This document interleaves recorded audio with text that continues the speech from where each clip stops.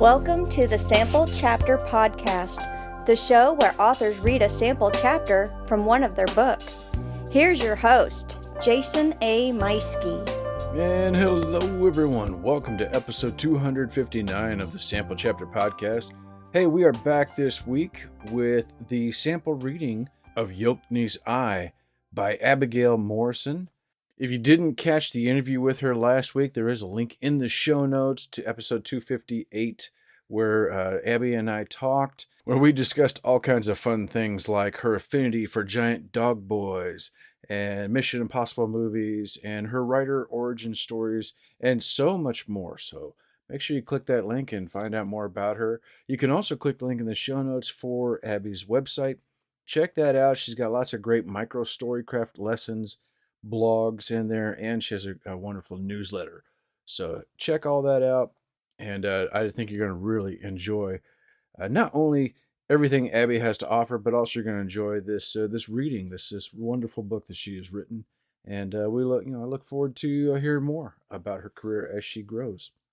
I do want to take just a second and thank everybody. I'm really touched by all the people who have reached out to me after last week. I'm glad that the show came back and that I'm doing well, asking me about my health and everything. And yeah, I'm doing really good. I'm much better now. And I guess I could tell you, essentially what happened was I found out that I was dealing with a inguinal hernia, and I'd been dealing with it for quite some time. And that was, it was really painful at times. And it just kind of got to the point where it was really difficult to do anything.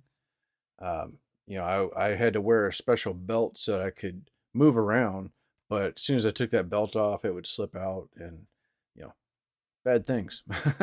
Anyway, but I had surgery, got that mesh installed, and everything went really well. And I'm back to 100%, working out really good again. I'm on that slant board. It looks like Rocky Balboa doing my crunches, hanging in the barn.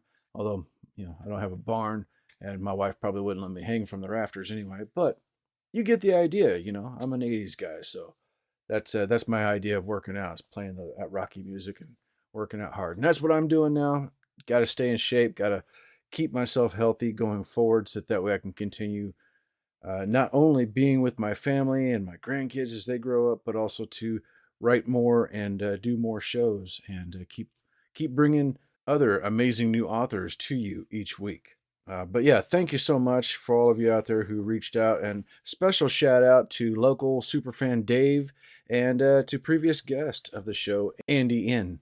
That was really great to hear from him again too. So all of y'all, thank you so much. And I'm gonna keep moving on with this train. I have been writing, not as much as I wanted to, but I was in fact writing when last episode came out. Been doing some touch-ups. I'm actually had to put some of that aside because I realized my deadline for that short story that's coming out this fall is due. This round of edits is due August 1st, so I got to finish that up. It shouldn't take me too long if I can just dedicate some time to it. But you know how it is though, as a writer, like the times when you have a deadline and you're supposed to be working on something else, that's when all your ideas for everything else that you want to write start coming to you. And it's just like, oh man, I want to write this other story, but I gotta stay committed and finish this other one first so that way I can move on to the next thing. As for the show, as always, you can follow the show on your favorite podcast player, and we are on social media, so you can follow us there. I do invite everyone, if you find a book because of the show that you really enjoy, make sure you leave a review for that author. Tell them how much you enjoyed it. And, as a special thing, you could tell people that you found that book because of the Sample Chapter Podcast. And I just think that'd be a really cool thing. Anyway, but that is all I have for this week. Exciting new authors coming up and lots of interviews getting set up as I speak. But as for right now, we're going to go ahead and hop on over to this amazing, very fascinating story by Abby Morrison, The Yochni's Eye.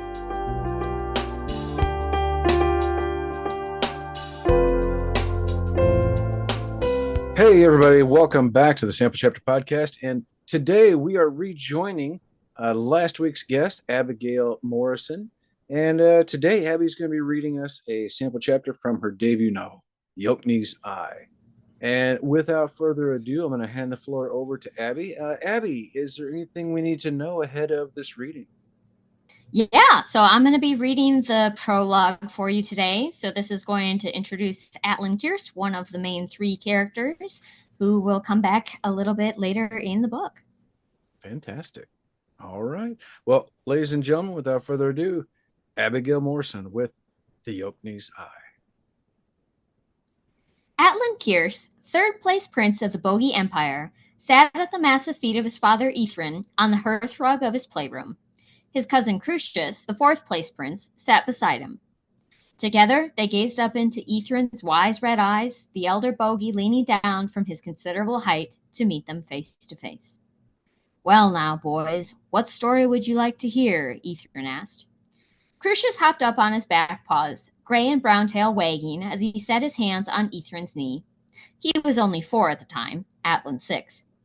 Bogies, he shouted. Not again, something new, Atlin begged. You pitched last time, Crucius said. No, I didn't. Yes, you did. Crucius bit his cousin. Atlin shoved him down. Reaching a clawed hand down to each of their scruffs, Ithrin pulled them apart, setting them back on the rug with a warning and a few feet of space between them. Like most bogies, he was tall, a little over 8 feet, with broad shoulders and a sloping snout. Atlin licked blood from his arm. Crucius nursed a scratch on his knee. I won't have you fighting or there'll be no story at all, Ithrin scolded. The two cubs nodded, each glaring daggers at the other. Ithrin folded his arms, trying to hide a smile. He could still remember when he and his brothers had fought just like the two princes. Sometimes he still felt the temptation to pick the habit up again. He rubbed his chin as the two cubs made truce, feigning making a decision. In truth, Crucius had had the pick of the last 3 stories, despite his protestations to the contrary, and had chosen the rise of the bogies each time. It was only fair to give Atlin his turn, and the High Prince already had the perfect story in mind. Have I ever told you the story of the Age of Dwarves? He asked.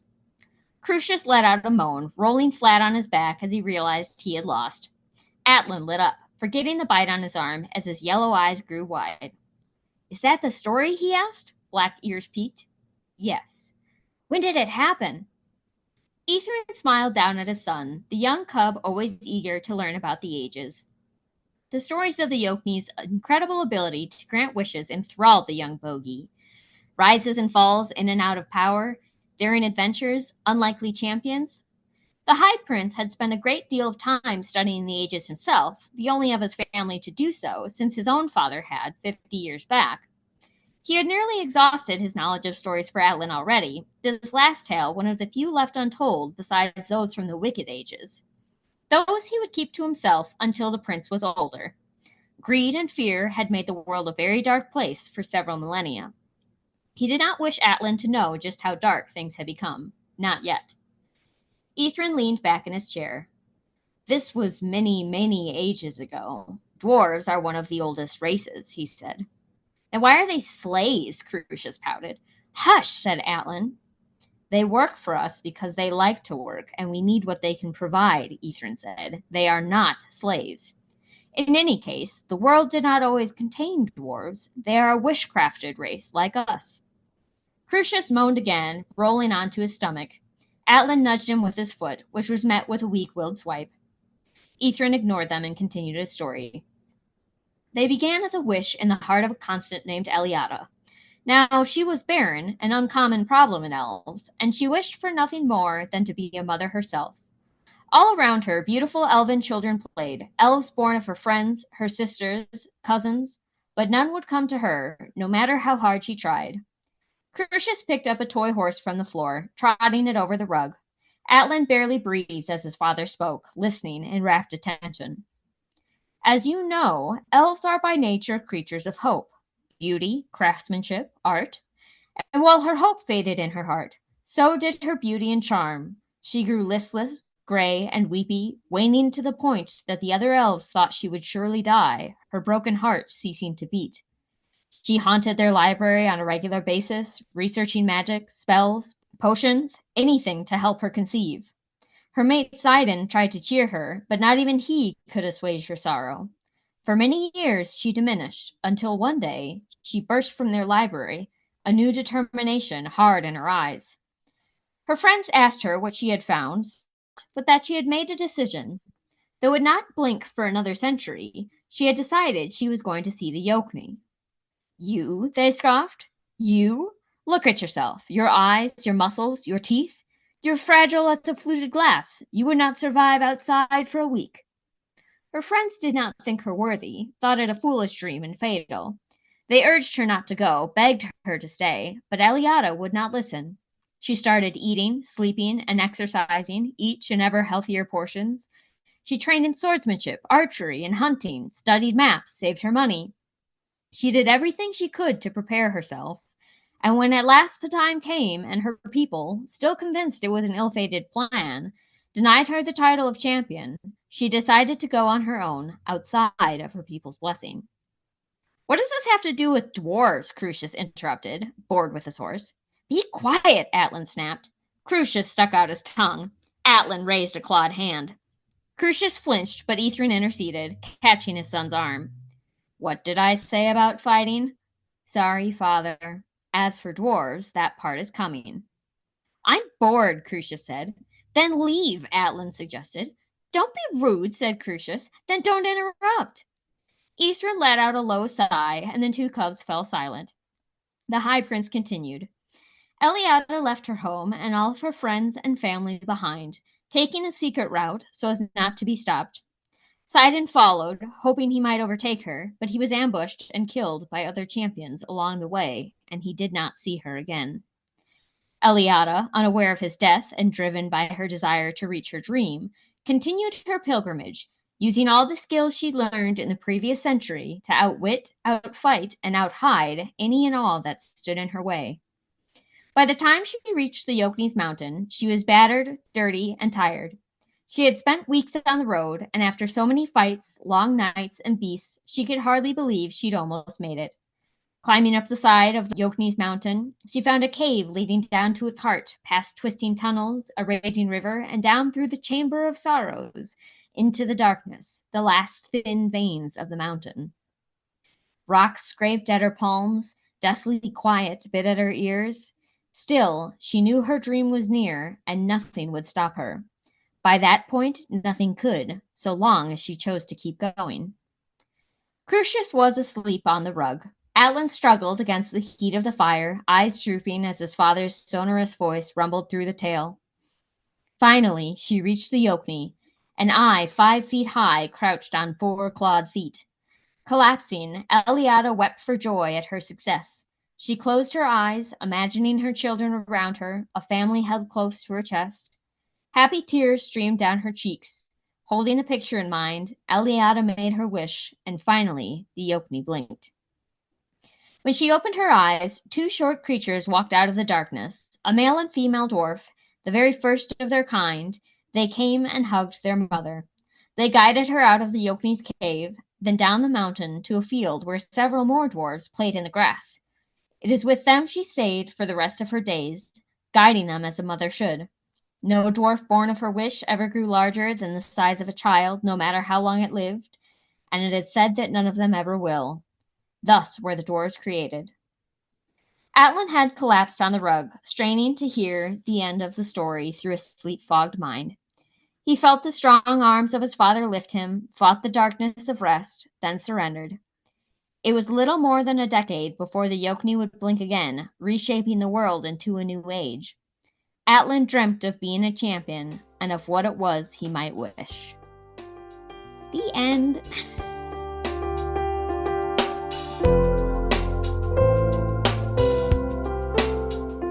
All right, everyone. So that was Abigail Morrison reading a sample chapter from her debut novel, The Yochni's Eye. That book is available right now. Click that link in the show notes for your own copy of it. And like I said, you can also check out last week's interview with Abby and a link also for her website. And as always, don't forget to hit that subscribe button so you don't miss out next time when I'm back with a new author, a new book, and a brand new sample chapter. Take care, everyone. See you soon.